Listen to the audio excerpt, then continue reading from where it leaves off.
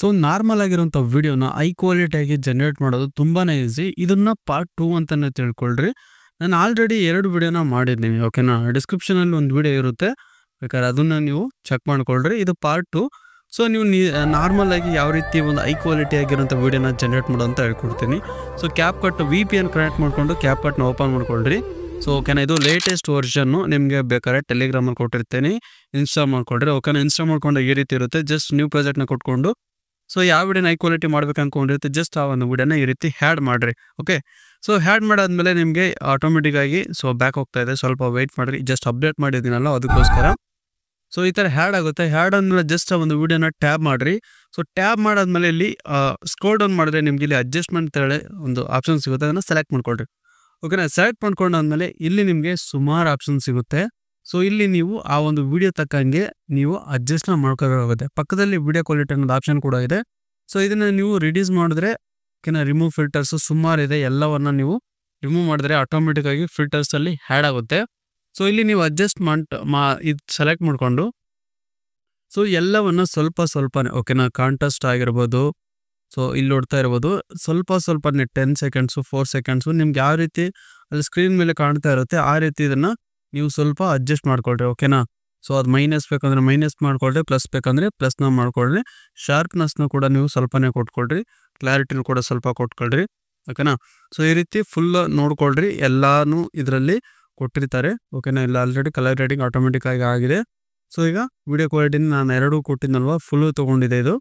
So ಅಡ್ಜಸ್ಟ್ಮೆಂಟಲ್ಲಿ ನಿಮ್ಗೆ ಎಲ್ಲವನ್ನು select ಮಾಡ್ಕೊಂಡು ಒಂದ್ಸರಿ ಚೆಕ್ ಮಾಡ್ಕೊಳ್ರಿ. ಓಕೆನಾ, ಯಾವ ರೀತಿ ಒಂದು ಕಲರ್ ಗ್ರೇಡಿಂಗ್ ಮಾಡ್ಬೇಕು ಅನ್ಕೊಂಡಿರ್ತೀರಾ, ಸೊ ಆ ಒಂದು ಕಲರ್ ಗ್ರೇಡಿಂಗು ಇದರಲ್ಲಿ ಆಲ್ಮೋಸ್ಟ್ ಆಗಿ ಕೊಟ್ಟಿರ್ತಾರೆ.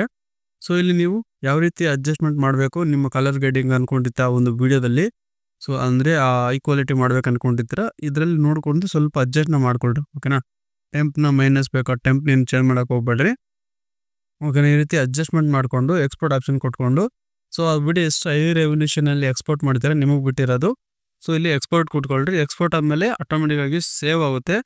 ಸೇವ್ ಆಗಿರೋ ತಕ್ಷಣ ನೀವು ವಿಂಕ್ ಅನ್ನೋ ಅಪ್ಲಿಕೇಶನ್ನು ಬೆಸ್ಟ್ ಆಗಿರುತ್ತೆ ಯಾವಾಗಲೂ.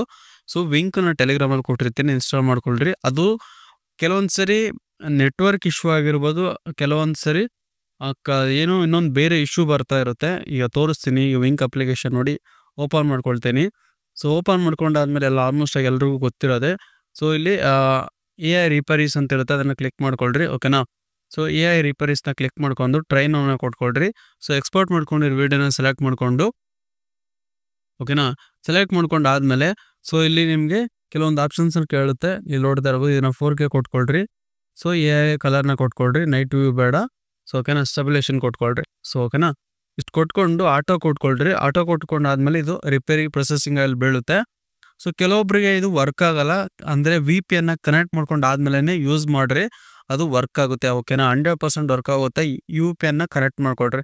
ಅಕಸ್ಮಾತ್ ಏನೋ ಕನೆಕ್ಟ್ ಆಗಲಿಲ್ಲ ಅಂತ ಅಂದ್ಕೊಳ್ರಿ, ನಿಮ್ಮ ಮೊಬೈಲ್ನ ರೀಸ್ಟಾರ್ಟ್ ಮಾಡಿ ಅದಾದಮೇಲೆ ಒಂದ್ಸರಿ ಯೂಸ್ ಮಾಡಿರಿ, ವರ್ಕ್ ಆಗೋ ಚಾನ್ಸಸ್ಸು ಇರುತ್ತೆ. ಓಕೆನಾ, ಇಲ್ಲಿ ರಿಪೇರಿ ಆಗ್ತಾ ಇದೆ. ಸೊ ರಿಪೇರಿ ಆದಮೇಲೆ ಬಿಫೋರ್ ಮತ್ತು ಆಫ್ಟರ್ ಯಾವ ರೀತಿ ಅಂತ ಪ್ರೀವಿಯಲ್ಲಿ ತೋರಿಸಿದ್ನಲ್ಲೋ ಆ ರೀತಿ ಅದು ಜನರೇಟ್ ಆಗಿ ಕೊಡುತ್ತೆ. ಓಕೆನಾ, ಸೊ ಯೂಸ್ಫುಲ್ ಅನ್ಸಿದ್ರೆ ಮಾತ್ರ ಲೈಕ್ ಆ್ಯಂಡ್ ಸಬ್ಸ್ಕ್ರೈಬ್ ಮಾಡ್ಕೊಳ್ರಿ.